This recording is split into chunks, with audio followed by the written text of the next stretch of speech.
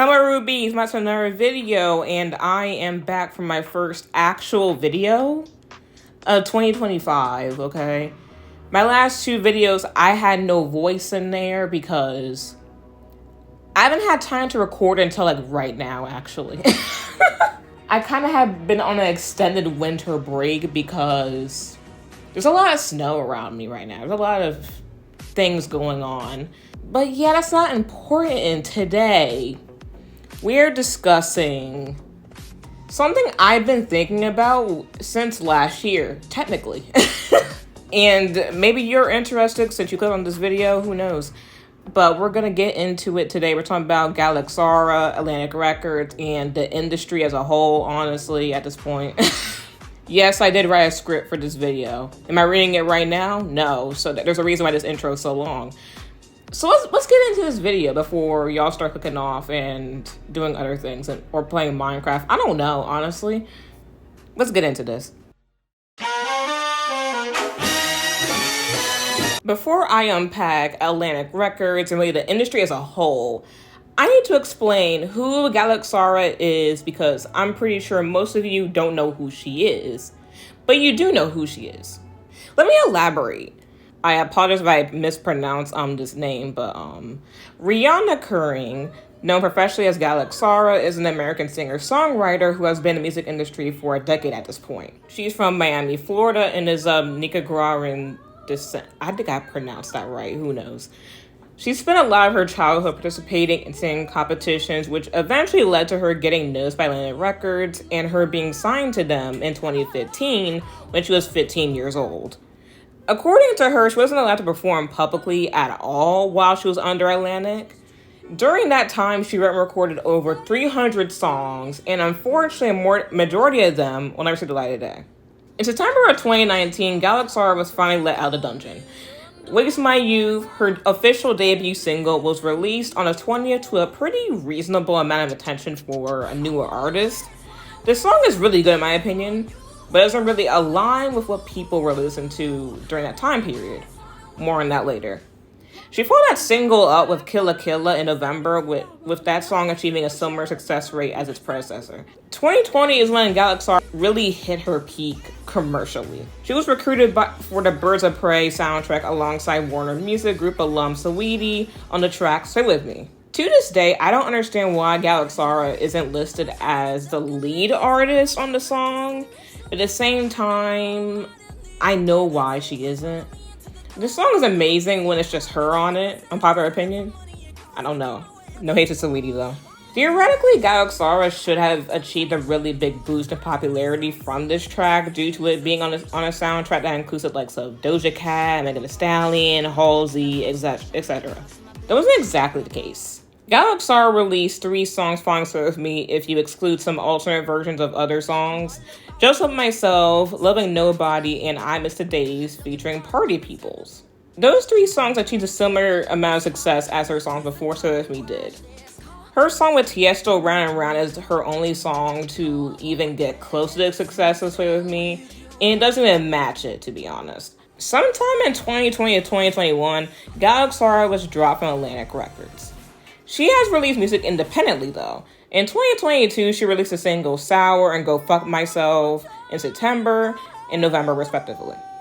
In 2023, she released her 3rd independent single, Umami. All 3 of these songs will be included on her first EP, You Are What You Eat, which was released on August 25th, 2023, along with 2 additional songs, Picante and La Vida Es Dulce. She hasn't released any completely new material since then, but it seems like she is planning to still release music at some point in the future. Before I move on to the next section of the video, I want to rank all of her songs, because all of them are good. Like, girl got bangers. And I've been bumping them a lot, which is why this video exists.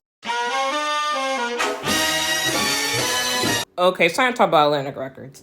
Atlantic Records is one of the most popular labels in the music industry.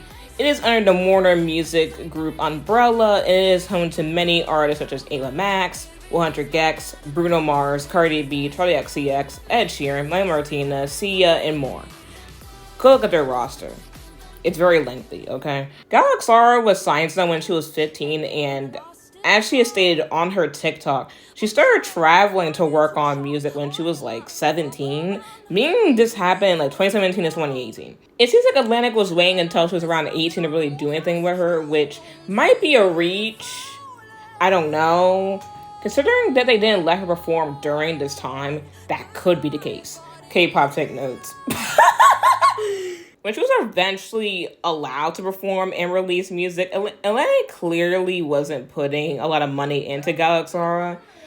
She released covers of songs, she did some alternate versions of her own songs, but she still didn't perform live, which was because of the shoot took a panorama, obviously, but even before that happened, they didn't let her perform live anywhere, really, except for when she did a live rendition of Waste My Youth on Atlantic Records YouTube channel, and a live version of Loving Nobody on her channel from her home.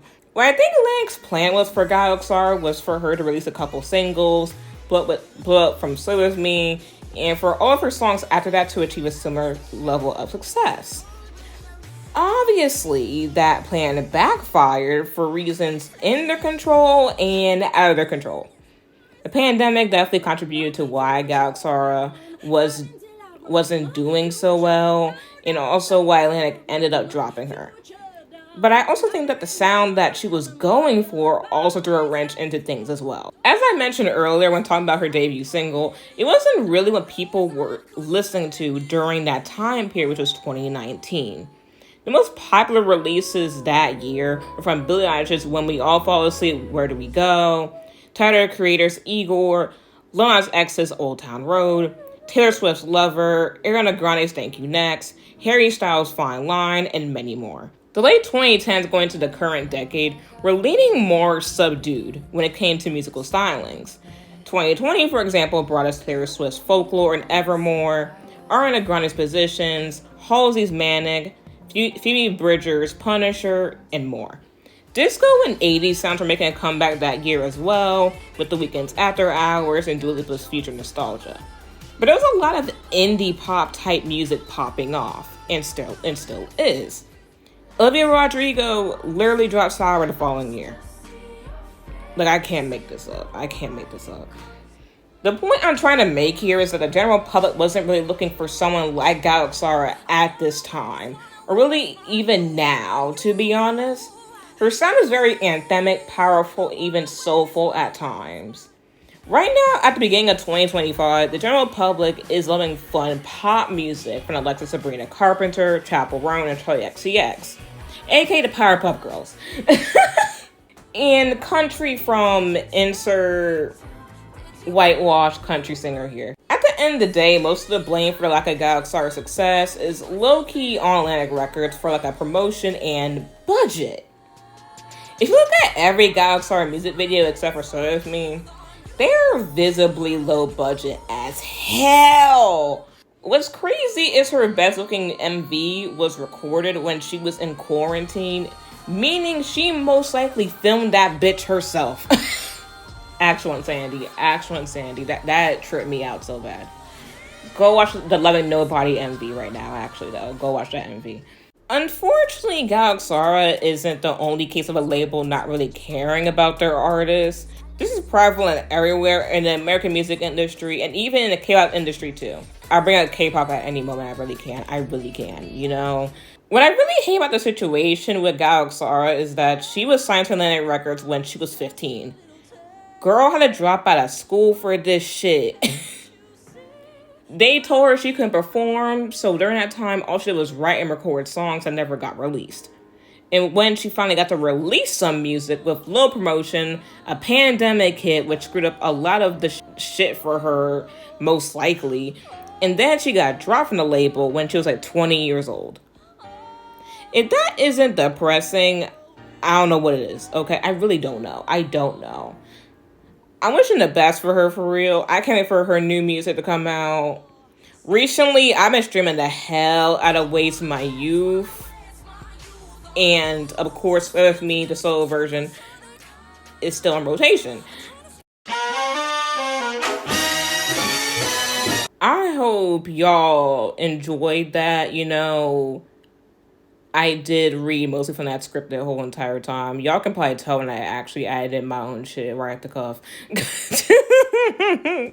But yeah, like this is like I just want to talk about this like because I remember when I first heard Sway With Me last year in 2024, I had been holding that song off for like 2 years for some reason. And I always found GALXARA's image to be like very interesting and alluring to me because I love Galaxy stuff. Okay, that's my thing for real. I love Galaxy stuff. I literally have Galaxy Vans. I'm not joking. Do I wear them all the time? No, I don't. But like, I have Galaxy Vans. Like, I love space shit. Okay, like I like Ruby Venus. Like, I finally heard Sway With Me last year, and I was like, yes. Solo version was so much better than the original. I straight the shit out of that. Got my Spotify Wrapped in the shortest amount of time of all time. Like, what the world would happen there? And I listened to the whole discography. It was hitting. And then I started looking into her. I was like, damn, like, and then I found her TikTok. And like, I already knew before I even went to her TikTok that some shit was going on with like Atlantic and her, like something happened. But I didn't know she got dropped. I didn't know she got dropped the same year the damn song Serve Me dropped. Like, I would have never guessed that, honestly. I would have never guessed that. And seeing like her history, like of seeing competition videos and all that, like damn, like it's a little sad to see. It really is. It really is. It's sad to see. But check out GALXARA's music.